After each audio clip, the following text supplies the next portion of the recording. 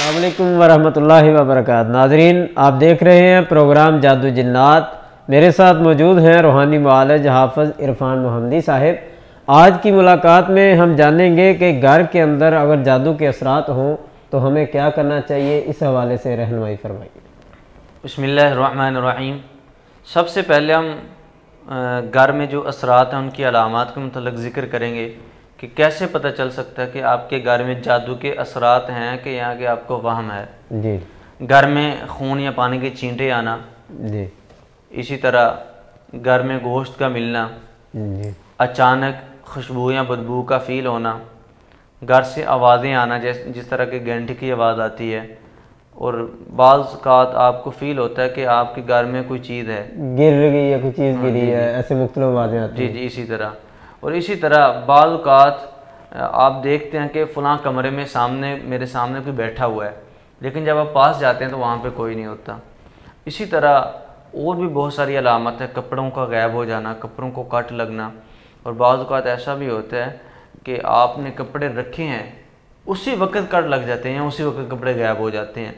तो ये चंद एक अलामात हैं कि जिनसे आप, ये बड़ी बड़ी अलामत कि जिनसे आप पहचान सकते हैं आम फाम बंदा भी कि हमारे घर में आया कि जादू के असरात हैं या नहीं। अगर ये अलामत पाई जाती हैं तो इसका मतलब ये है कि आपके घर में जादू के असरात हैं। अब आते हैं हम इसके इलाज की तरफ। सबसे पहले आप घर में सूरतुल बकरा की तिलावत करें। अल्लाह के रसूल सल्लल्लाहु अलैहि वसल्लम ने फरमाया कि जिस घर में सूरतुल बकरा की तिलावत की जाती है शैतान उस घर से भाग जाता है। और इसी तरह आपने फरमाया कि अपने घरों को कब्रिस्तान ना बनाओ, नफली इबादत घर में पढ़ा करो। घर में नमाज का अहतमाम करें, नवाफल का अहतमाम करें, सुन्नतों का अहतमाम घर में करें। जब आप घर में सुन्नतों का अहतमाम करेंगे, नवाफल का अहतमाम करेंगे, तहज्जुद का अहतमाम करेंगे तो इंशाअल्लाह अल्लाह ताला के फजल व करम से घर में जो असरात होंगे वो ख़त्म हो जाएंगे। और इसी तरह कोशिश करें कि घर में सुबह शाम साथ साथ अज़ानें दें। ये सुन्नत नहीं है, बाज़ लोग इसकी भी दलील मांग लेते हैं।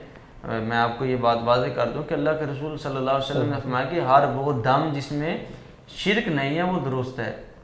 तो आप इलाज की गरज से घर में अज़ानें दें, सुबह शाम साथ साथ अज़ानें, क्योंकि हदीस में आता है कि जब अज़ान की आवाज़ आती है तो जहाँ तक आवाज़ जाती है शैतान वहाँ से भाग जाता है।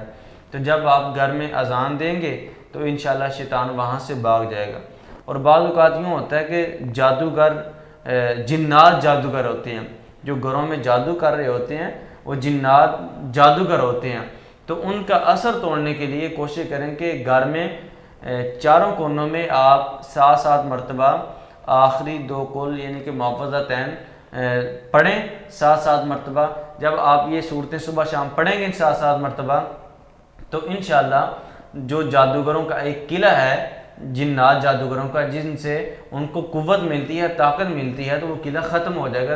अल्लाह ताला के फजल करम से वो टूट जाएगा। कोशिश करें कि जब आपने ये सूरतें पढ़नी है औज़ बिल्लाह बिस्मिल्लाह के साथ, पहले सूरह फलक पढ़ें फिर सूरह नास पढ़ें, यानी ये दोनों सूरतें पढ़ के इनको आपने एक मरतबा शुमार करना है, फिर दूसरी मरतबा पढ़ें, इस तरह पढ़नी है। और इसी तरह आप पानी का एक बर्तन लें, यह भी मुजर्रब अमल है।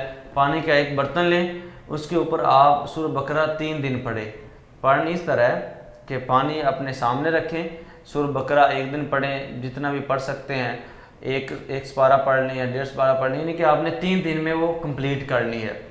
सूरह बकरा पढ़ के एक मरतबा सूरह बकरा, जी 3 दिन में, जी 3 दिन में पढ़ के उसके साथ सूरह सॉफ़ात की पहली 11 आयात पढ़ें 3 मरतबा।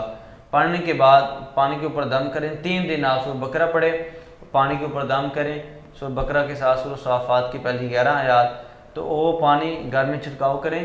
तो इंशाअल्लाह इससे जो घर में जादू के असरात होंगे वो ख़त्म हो जाएंगे। जी तो नाज़रीन, अगले सवाल के साथ फिर मिलेंगे, तब तक के लिए अल्लाह हाफ़िज़।